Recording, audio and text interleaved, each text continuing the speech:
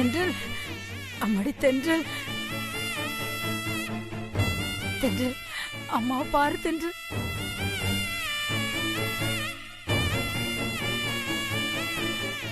தென்றல், தென்றல், தென்றல். என்னங்க என்னங்க பூர்ணி இல்ல, சீக்கிரம் வாங்களே. தென்றல் கண்ணு முழிச்சிட்டா. தென்றல், தென்றல், எங்க எங்க இங்க பாருங்க, நம்ம தென்றல் கண்ணு திறந்துட்டோம். அப்பா வந்திருக்காரு பாருடி. உனக்கு ஒண்ணும் இல்ல.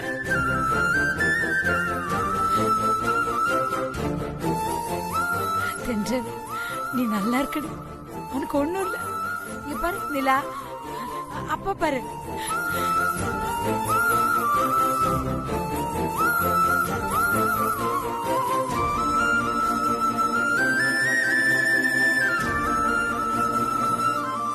சித்து எங்கம்மா?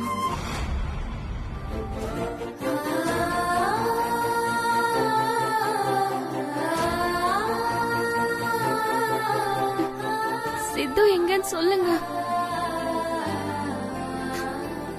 எல்லாரும் இங்க இருக்கீங்க.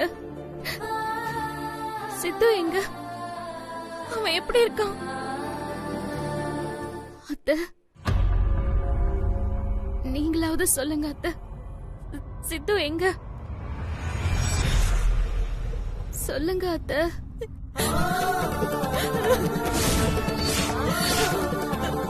சித்துக்கு பின் மண்டையில் அடிபட்டதுனால மூளை வரைக்கும் பாதிப்பு உண்டாயிடுச்சான்.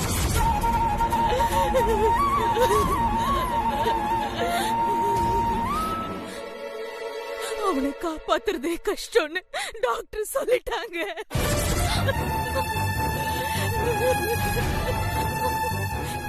என் புள்ள இப்ப கோமா பேஷண்ட் மாதிரி எந்த அசைவும் இல்லாம படுத்து கிடக்கிறான்.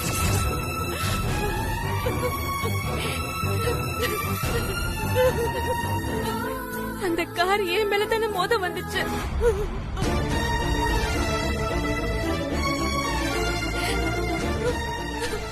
சித்து, என்ன காப்பாத்த முயற்சி பண்ண போதுதான் அந்த கார் ஒன்னையும் சேர்த்து அடிச்சிருச்சு.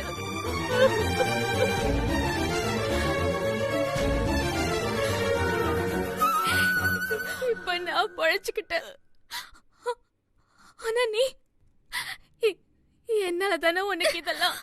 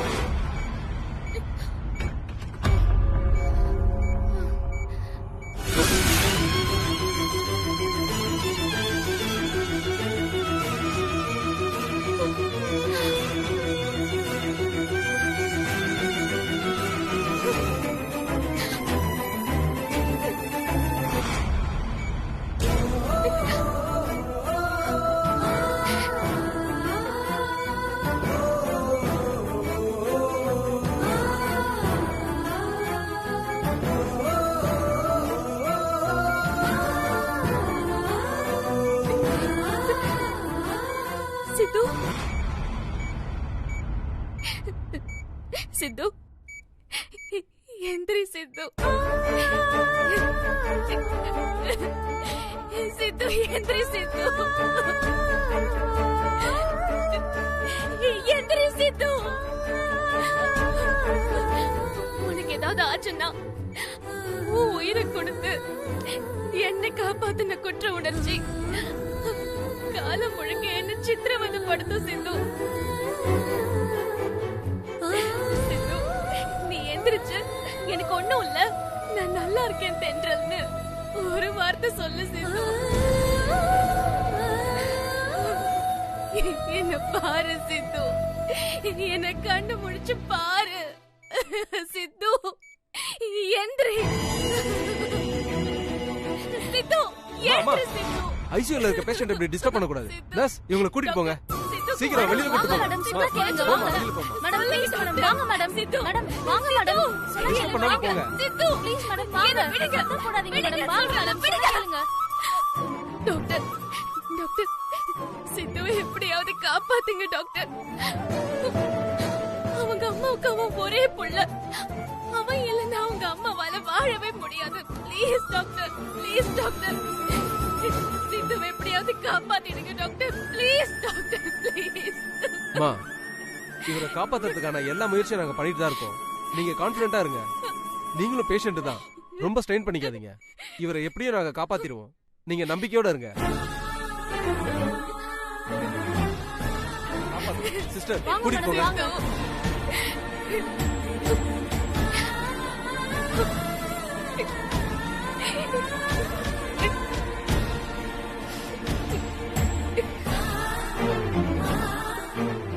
சித்து உனக்கு மட்டும் ஏதாவது ஆச்சுன்னா நான் என் உயிரையே விடுறேன். தென்றல், கொஞ்ச நேரத்துக்கு முன்னாடி ஆக்சிடென்ட் பண்ண வந்த காரு உன் மேலதான் மோத வந்துச்சுன்னு ஏதோ சொன்னியே, அது உண்மைதானா? ஆமா அத்தை, நேத்து அந்த காரு என் மேல்தான் மோத வந்துச்சு. அப்ப சித்து என்ன காப்பாத்த ட்ரை பண்ணும் போதுதான் அவனுக்கு இப்படி ஆக்சிடென்ட் ஆயிடுச்சு. அது யாரோட கார்? எதுக்காக அந்த கார் உங்களை ஆக்சிடென்ட் பண்ண வரணும்? இது யதார்த்தமா நடந்ததா இல்ல யாராவது பிளான் பண்ணி இப்படி ஆக்சிடென்ட் பண்ணாங்களா? தென்றல், நேத்து என்னெல்லாம் நடந்ததுன்னு என்கிட்ட யோசிச்சு சொல்ல முடியுமா?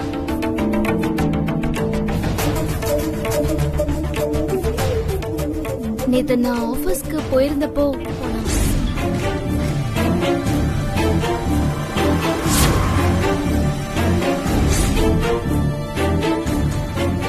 நாங்க எஃப்எம்ல இருந்து கிளம்பி போயிட்டு இருக்கும்போது ஒரு கார் எங்களை ஃபாலோ பண்ணி வந்துட்டு இருந்துச்சு.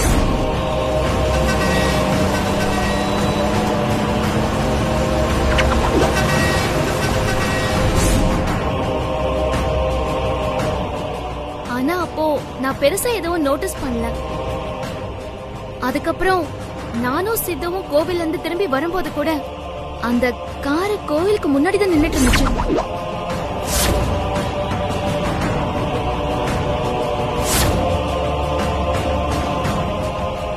அப்போ அந்த காரை பார்த்து எனக்கு பெருசா எந்த டவுட்டும் வரல.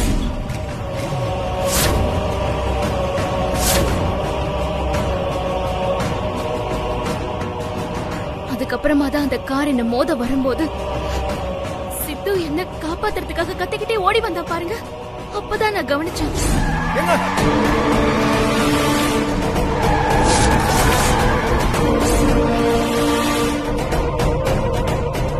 ரொம்ப நேரமா என்ன ஃபாலோ பண்ணிட்டு வந்த அந்த கார் அதுதான் எங்களை ஆக்சிடென்ட் பண்ண வந்துச்சு. அந்த காருக்குள்ள யார் இருந்தாங்கன்னு எனக்கு எதுவுமே தெரியாது. ஆனா அவங்க என்ன ஆக்சிடென்ட் பண்றதுக்காக தான் என்ன ரொம்ப நேரம் ஃபாலோ பண்ணிட்டு இருந்தாங்களோ அப்படின்னு தோணுது.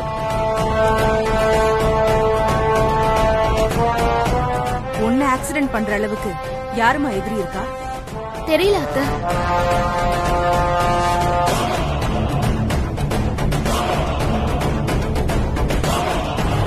நீங்க என்ன பண்ணுவீங்களோ ஏது பண்ணுவீங்களோ எனக்கு தெரியாது. எவ்வளவு சீக்கிரம் முடியுமோ அவ்வளவு சீக்கிரமா உங்க பேரை மனசுல இருந்து அந்த தென்றலோட பேரை மொத்தமா அழிச்சிட்டு என்ன கல்யாணம் பண்ணிக்க உங்க பேரனை சம்மதிக்க வைக்கணும்.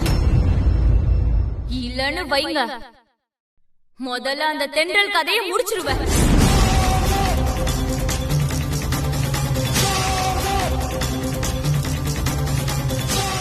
அத்தை, எனக்கு என்னமோ இது அந்த ஆண்டாள் பாட்டியோட வேலையா இருக்குமோ டவுட்டா இருக்கு.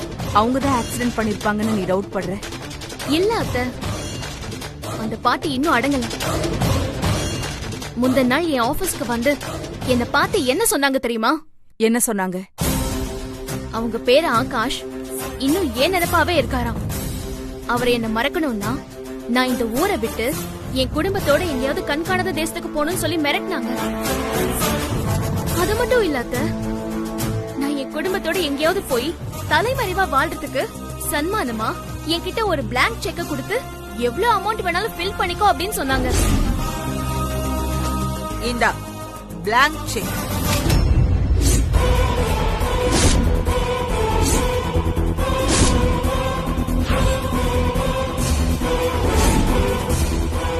நான் அவங்கள பதிலுக்கு கண்டபடி திட்டி அவங்க கொடுத்த செக்கையும் கிழிச்சு அவங்க மூஞ்சில வீசி எரிஞ்சு துரத்தி விட்டேன்.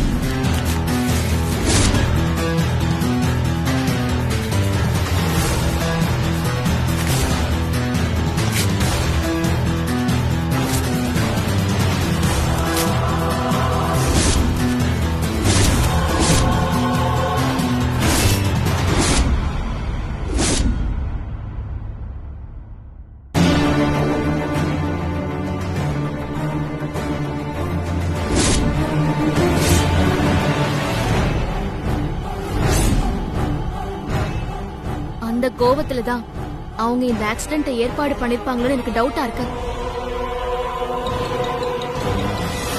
நீ சொல்றதெல்லாம் யோசிச்சு பார்த்தா எனக்கும் இப்ப அவங்க மேல டவுட் வருது. ஆனா ஒண்ணு அத்தை, நான் சந்தேகப்பட்ட மாதிரி இந்த ஆக்சிடென்ட்டுக்கு அந்த ஆண்டாள் பாட்டி தான் காரணம் தெரிஞ்சதுன்னு வெச்சுக்கோங்க. அதுக்கப்புறம் நான் அவங்கள சும்மாவே விட மாட்டேன். ஏய் ஆண்டாள், ஆண்டாள். ஏய் ஏய் ஏய், என்ன தைரியம் இருந்தா என்ன பேர் சொல்லி கூப்பிடுவேன். நிறுத்துங்க, நிறுத்துங்க.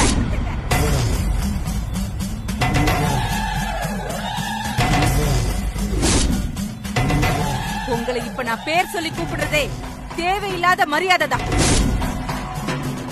கொஞ்சம் கூட மனசாட்சியே இல்லாம தென்றல கொலை செய்யற அளவுக்கு துணிஞ்சிருக்கீங்க நீங்க.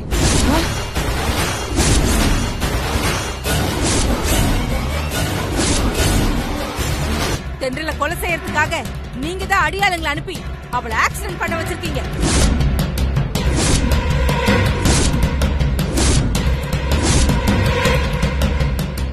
அந்த ஆக்சிடென்ட்ல இருந்து தென்றல காப்பாத்த முயற்சி பண்ணும்போது தான் என் பையனும் சேர்ந்து அடிபட்டுருக்கான். அந்த ஆக்சிடென்ட்ல தென்றல் எப்படியோ பொழைச்சுக்கிட்டான். ஆனா இன்னைக்கு என் பையன் சாக கிடக்குறான். அதுக்கெல்லாம் காரணம் நீங்க. அந்த ஆக்சிடென்ட்டுக்கும் எனக்கும் எந்த சம்பந்தமும் இல்ல. இல்ல, அந்த ஆக்சிடென்ட் காரணமே நீங்க தான்.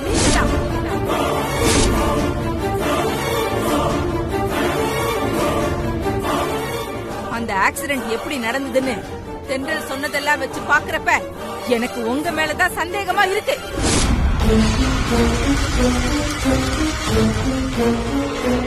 உங்களை தவிர வேற யாரும் தென்றலுக்கு இப்படி ஒரு கொடுமையை செய்ய நினைக்கவே மாட்டாங்க.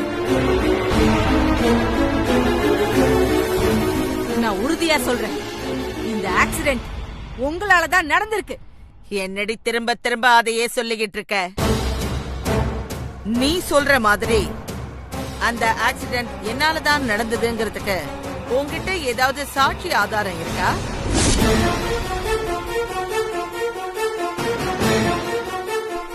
அப்படி உன்கிட்ட சாட்சி ஆதாரம் இருந்தா அத கொண்டு போய் போலீஸ் கிட்ட என்ன பத்தி கம்ப்ளைண்ட் பண்ணு.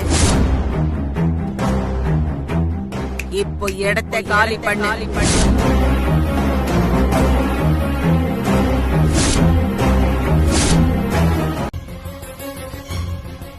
ஆண்டாள், சாரதா சொல்லிட்டு போறது உண்மையா? எனக்கு உன்னை பத்தியும் தெரியும், சாரதாவை பத்தியும் தெரியும். ஒருத்தர உனக்கு பிடிக்கலைனா நீ யார வேணாலும் என்ன வேணாலும் செய்ததுக்கு துணிவ. சாரதா சும்மா குழப்பத்திலையும் கோபத்திலையும் யாரு மேலேயும் எந்த பழியையும் போட மாட்டான். அப்படிப்பட்டவ பெத்த புள்ள ஆஸ்பத்திரியில உயிருக்கு போராடிக்கிட்டு இருக்கிற இந்த சூழ்நிலையில அவன் பக்கத்துல இருக்காம கூட மேல மெனக்கட்டு உன்னை தேடி வந்து உன் மேல இப்படி ஒரு படியை சுமத்திட்டு போறானா? அவ சொல்றது உண்மையாத்தான் இருக்குமோன்னு எனக்கு சந்தேகமா இருக்கு.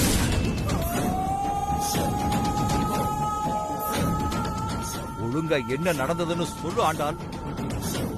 சாரதா சொல்ற மாதிரி அந்த ஆக்சிடென்ட்டுக்கு நீதான் காரணமா?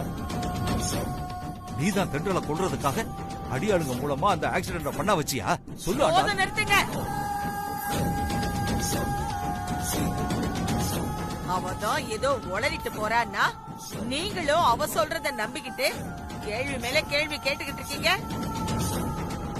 நிஜமாவே எனக்கும் அந்த ஆக்சிடென்ட்டுக்கும் எந்த சம்பந்தமும் இல்ல. அப்படி ஒருவேளை எனக்கு அதுல சம்பந்தம் இருந்திருந்தா நானே அவகிட்ட நான் தான் அந்த ஆக்சிடென்ட்டுக்கு காரணம்னு ஏதாவது சாட்சி ஆதாரத்தை கண்டுபிடிச்சு என் மேல போலீஸ்ல கம்ப்ளைண்ட் கொடுன்னு சொல்லி அனுப்புவேனா? இத பாருங்க, நான் கோபக்காரி தான், ஆனா கொலைகாரி கிடையாது. தேவையில்லாம கண்டவ பேச்ச கேட்டுக்கிட்டு என்ன டென்ஷன் பண்ணாதீங்க. இல்ல ஆண்டாள், இந்த ஆக்சிடென்ட்டுக்கு நீதான் காரணம்னு சாரதா ரொம்ப உறுதியா சொல்லிட்டு போறாளே, அதுதான் எனக்கு குழப்பமா இருக்கு. ஆக்சிடென்ட் ஆகி அவ புள்ள ஹாஸ்பிடல்ல உயிருக்கு போராடிக்கிட்டு இருக்கான்ல, அந்த பதட்டத்துல அவளுக்கு மூளை குழம்பி போயிடுச்சுன்னு நினைக்கிறேன். அதான் இப்படி எல்லாம் உளறிட்டு போற. அவ பேச்செல்லாம் பெருசா எடுத்துக்கிட்டு என்ன டார்ச்சர் பண்ணாதீங்க, புரியுதா?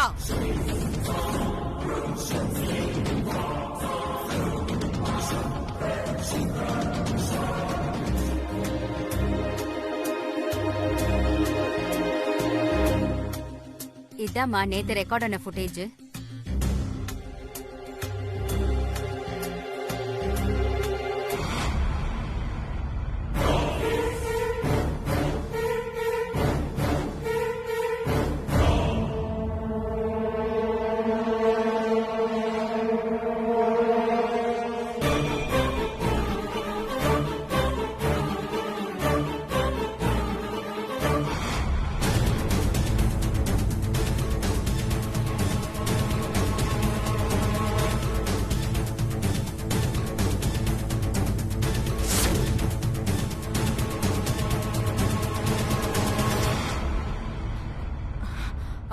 மா, இத என் போன்ல காப்பி பண்ணி கொடுக்க முடியுமா? சரி கொடுங்க.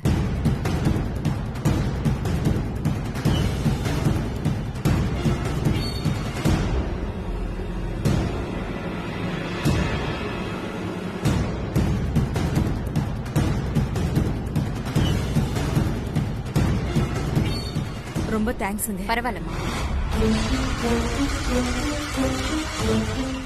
அண்ணே, வண்டியை போலீஸ் ஸ்டேஷனுக்கு விடுங்க. சரிம்மா.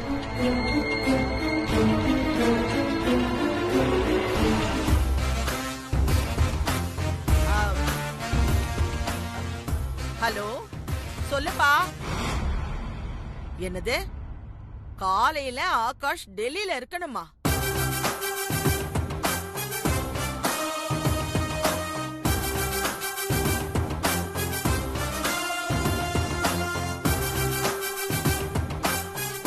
டெல்லியில மீட்டிங்கா? நாளை காலையில 9 மணிக்கா? ஏன் இவ்வளவு அர்ஜென்ட்டா சொல்றீங்க? அப்படியா? என்ன மீட்டிங்?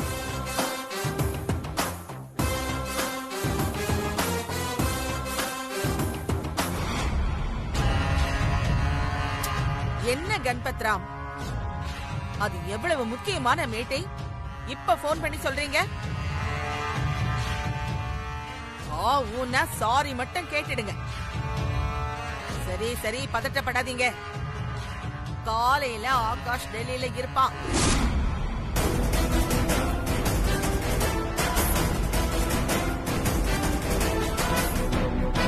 அவனுக்கு ஃப்ளைட் டிக்கெட் புக் பண்ணிட்டீங்கல்ல? சரி சரி, நான் இப்பவே ஆகாஷ் அனுப்பி வைக்கிறேன்.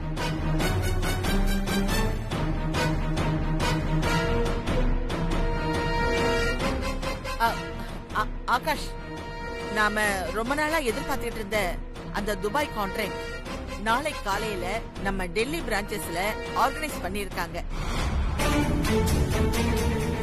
அந்த மீட்டிங் 2 நாள் நடக்குமா? உனக்கு தேவையான ட்ரெஸ் எல்லாம் எடுத்துக்கிட்டு இப்பவே கிளம்புப்பா. பாட்டி, அந்த மீட்டிங்க நெக்ஸ்ட் வீக் வச்சுக்க சொல்லலாமா? என்னது, நெக்ஸ்ட் வீக்கா? என்ன ஆகாஷ், விளையாடுறியா?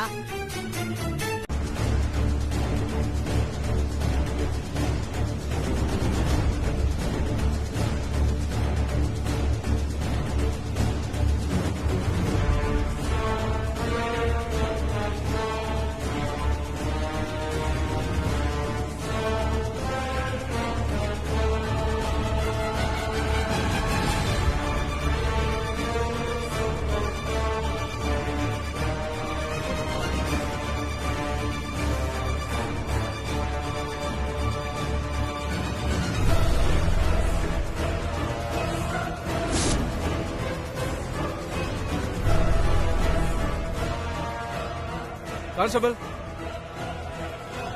சார். இந்த செல்லுல இருக்க வீடியோ எல்லாம் நம்ம சிஸ்டத்துல ஸ்டோர் பண்ணுங்க. Okay sir. சார், அந்த சிசிடிவி ஃபுட்டேஜ்ல இருக்க வீடியோ பார்க்கும்போது இது யதார்த்தமா நடந்த ஆக்சிடென்ட் மாதிரி தெரியல சார்.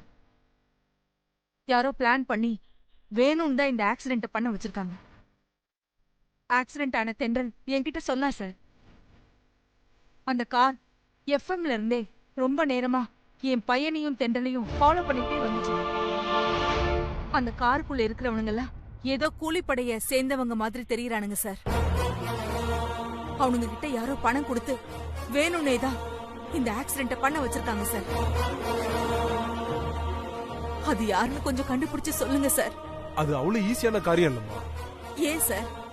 அதான் வீடியோல ஆக்சிடென்ட் பண்ண காருக்குள்ள இருக்கிற ரவுடிங்க, காரோட நம்பர் பிளேட் எல்லாம் பக்காவா ரெஜிஸ்டர் ஆயிருக்குல்ல சார்.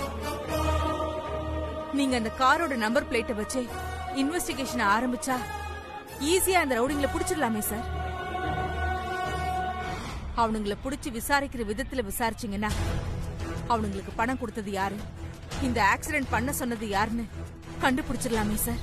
அம்மா, நீங்க சொல்ற மாதிரி எல்லாம் சினிமாலயும் நாடகத்திலயும் தான் நடக்கும். யதார்த்தத்துல குற்றவாளி அப்படிலாம் கண்டுபிடிக்க முடியாதுமா. ஏன் சார் கண்டுபிடிக்க முடியாது?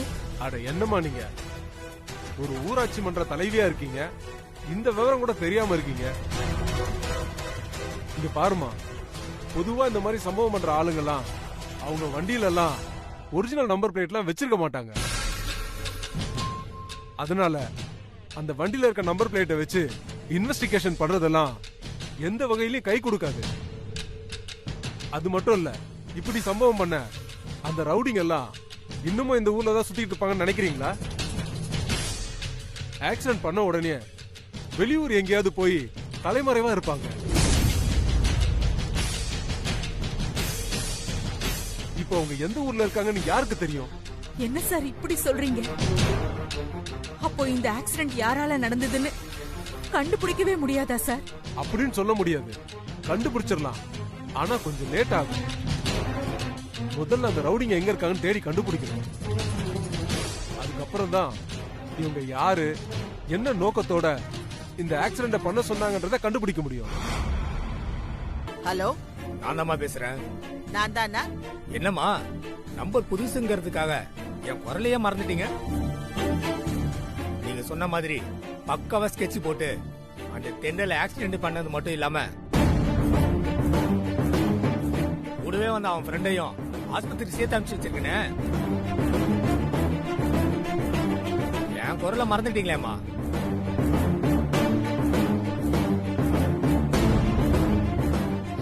டேய், நீயா? நீ எதுக்குடா இப்ப போன் பண்ற?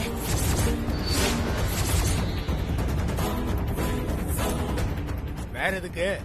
எக்ஸ்ட்ரா அமௌண்ட் கேட்டுதான். என்னது எக்ஸ்ட்ரா அமௌண்ட்?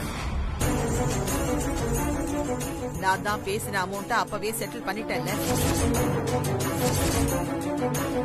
அப்புறம் என்ன எக்ஸ்ட்ரா அமௌண்ட்? அதெல்லாம் ஒண்ணும் தர முடியாது. போன வைடா.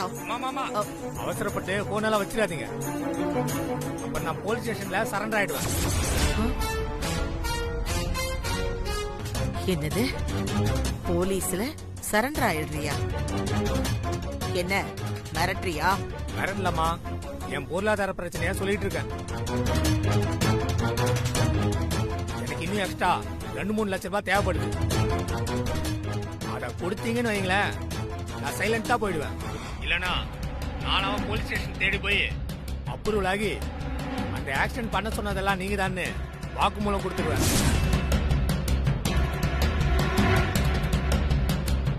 நீ எல்லாம் என்ன மிரட்டுற அளவுக்கு ஆயிட்டல்ல. உனக்கு என்ன 3 லட்சம் தானே வேணும்? சரி, கொடுத்து தொலைக்கிறேன். எங்க வந்து வாங்கிக்கிறேன்னு சொல்லு.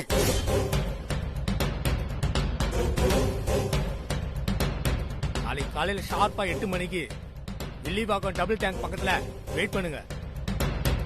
அங்க வந்து பணத்தை வாங்கிக்கிறேன். சரி, அதுக்கப்புறமும் பணம் கேட்டு என்ன தொந்தரவு பண்ண கூடாது. கண்டிப்பா தொந்தரவு எல்லாம் பண்ண மாட்டேன். சரி, போன வை.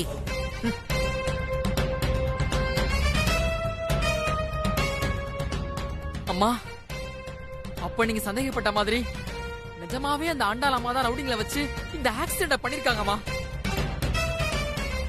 இப்போ கன்ஃபார்ம் ஆயிடுச்சுல்ல, இனிதான் இருக்கு அந்த ஆண்டாளம்மா.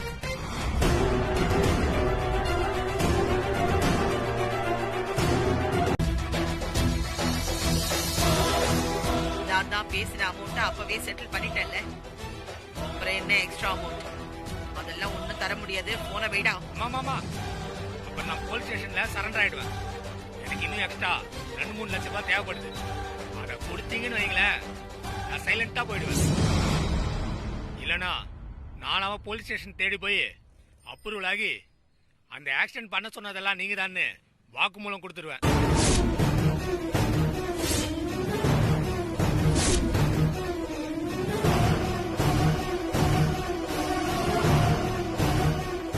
போதுமா?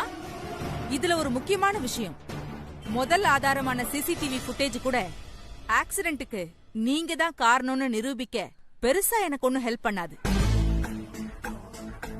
ஆனா ரெண்டாவது ஆதாரமான ஆடியோ எவிடன்ஸ் இருக்கு பாருங்க, இது கண்டிப்பா உங்களை ஜெயிலுக்கு அனுப்புறதுக்கு பெரிய அளவுல எனக்கு ஹெல்ப் பண்ணும். ஏய், என்னடி பெருசா ஹெல்ப் பண்ணும்? இந்த ஆடியோவை வச்சு போலீஸ் என்கிட்ட என்கொயரி பண்ணா இதுல இருக்கிறது ஏன் குரலே இல்ல. இந்த சாரதா பழைய பகையெல்லாம் மனசுல வச்சுக்கிட்டு வேணும்னு என்ன பழி வாங்கறதுக்காக யாரையோ வச்சு ஏன் குரல் மாதிரியே பேச வச்சிருக்கான்னு சொல்லுவேன். என்ன மாதிரி பெரிய ஆளுங்கள்லாம் டெக்னாலஜியை இந்த மாதிரி விஷயத்துக்கு யூஸ் பண்றது தானே இப்ப ட்ரெண்ட். அப்படியா? அப்புறம் எதுக்கு ஆடியோல பேசிக்கிட்ட மாதிரி மறுநாள் காலையில 8 மணிக்கு வில்லிவாக்கம் டபுள் டேங்க் பக்கத்துல கையில பேக்கோட நீங்க வந்து இங்க நிக்கிறீங்கன்னு கண்டிப்பா போலீஸ் கேக்குமே, அதுக்கு என்ன பதில் சொல்லுவீங்க? என்னடி முட்டாள் மாதிரி கேக்குற? இப்போ இந்த இடத்துல கையில பேக்கோட நான் வெயிட் பண்ணிக்கிட்டு இருக்கேங்கிறது உனக்கும் எனக்கும் மட்டும்தானே தெரியும். மிஞ்சி போனா அதோ என் டிரைவர் அவனுக்கு தெரியும். மத்தபடி போலீஸ்க்கு எப்படி தெரியும்? என் டிரைவர் கண்டிப்பா போலீஸ் கிட்ட காட்டி கொடுக்க மாட்டான். ஒருவேளை நீ சொன்னா வெறும் வார்த்தையெல்லாம் போலீஸ் எவிடன்ஸா எடுத்துக்க முடியாதுன்னு சொல்லிடுவாங்க. அப்புறம் எப்படி நான் இந்த நேரம் இங்க வெயிட் பண்ணிக்கிட்டு இருக்கேன்னு நீ போலீஸ் கிட்ட நிரூபிப்ப?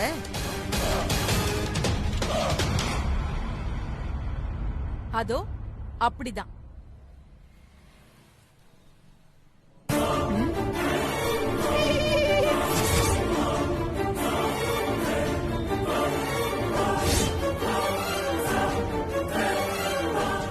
எவிடன்ஸ் இந்த வரேன்.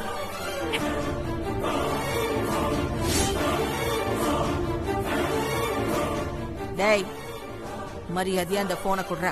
இந்த போனையா? இந்தாங்க. இருங்க இருங்க, இந்தாங்க. குடு. கோபப்படாதீங்க. இந்தாங்க. உன்னை குடுக்க போறியா இல்லையா? முடிச்சுக்கங்க. வாங்க. கொடுக்க மாட்டேன். கோவத்தை கலராத. தர மாட்டேன். டேய் நில்லு. நான் நின்னுட்டேன். இப்ப நீங்க தான் ஓட போறீங்க. இதுல இருக்க ஆடியோ வீடியோ எல்லாம் நம்ம சிஸ்டத்துல ஸ்டோர் பண்ணிட்டு எடுத்துறீங்க சார். சார், இப்ப புரியுதுங்களா? என் பையனையும் தென்றலையும் ரவுடிங்ல வச்சு ஆக்சிடென்ட் பண்ணது அந்த ஆண்டாளம்மா தான். அவங்களை இமிடியேட்டா அரெஸ்ட் பண்ணுங்க சார். அந்த ஆண்டாளம்மா சாதாரண ஆளு இல்ல, சொசைட்டில ரொம்ப பெரிய மனுஷி. அவங்களுக்கு ஸ்டேட் சென்ட்ரல்னு ஏகப்பட்ட இன்ஃப்ளூயன்ஸ் இருக்கு. அவங்களெல்லாம் அவ்வளவு சீக்கிரம் அரெஸ்ட் பண்ண முடியாதுமா. ஏன் சார்? அவங்களாலதான் இந்த ஆக்சிடென்ட் நடந்துச்சுங்கிறதுக்கு ஆதாரமா ஆடியோவும் இருக்கு, வீடியோவும் இருக்கு. அப்புறம் என்ன சார்? இந்த 2 எவிடன்ஸையும் வச்சு அவங்கள நீங்க தாராளமா அரெஸ்ட் பண்ணலாமே சார். மா, நீங்க சொல்ற மாதிரி எல்லாம் எடுத்தோம் கவுத்தோன்னு நான் இந்த விஷயத்துல இறங்க முடியாது. ஏன்னா இது ரொம்ப பெரிய இடத்து விவகாரம். நான் இந்த ஆடியோவையும் கேட்டுட்டேன், வீடியோவையும் தெளிவா பார்த்துட்டேன். ரெண்டுத்திலயுமே அந்த அம்மா நான் தான் இந்த ஆக்சிடென்ட்டுக்கு காரணம்னு ஸ்ட்ராங்கா எதுவுமே சொல்லவே இல்லையே. அதனால இந்த எவிடன்ஸ் எல்லாம் கோர்ட்ல எடுபடாது. இது டெக்னாலஜி மூலமா நீங்களே கிரியேட் பண்ண ஆடியோ வீடியோன்னு அவங்க கோர்ட்ல ஈஸியா ப்ரூவ் பண்ணிடுவாங்கம்மா. அதுக்கப்புறம் உங்களுக்கு மட்டும் இல்லம்மா, எனக்கும் சிக்கல் ஆயிடுமா. சொன்னா புரிஞ்சுக்கங்கம்மா. இந்த எவிடன்ஸ் எல்லாம் வச்சு நான் உங்களை அரெஸ்ட் பண்ண முடியாது. வேற எதை வச்சுதான் சார் அரெஸ்ட் பண்ணுவீங்க? இப்ப எதுக்குமா டென்ஷன் ஆவறீங்க? பின்ன என்ன சார், இந்த கேஸ்ல நீங்க செய்ய வேண்டிய வேலையை இவ்ளோ தூரம் ரிஸ்க் எடுத்து நான் செஞ்சிருக்கேன். அவங்களாலதான் இந்த ஆக்சிடென்ட் நடந்துச்சுன்னு ப்ரூவ் பண்ண 1க்கு 3 எவிடன்ஸ நான் கலெக்ட் பண்ணி கொடுத்திருக்கேன். அதுக்கப்புறமும் அவங்கள அரெஸ்ட் பண்ண முடியாது, பெரிய எடுத்து விவகாரம் சிக்கலாயிடும், அப்படி இப்படின்னு என்னென்னமோ சொல்லிட்டு இருக்கீங்க. நீங்க என்கிட்ட எமோஷனல் ஆவறதுல எந்த பிரயோஜனமும் இல்ல.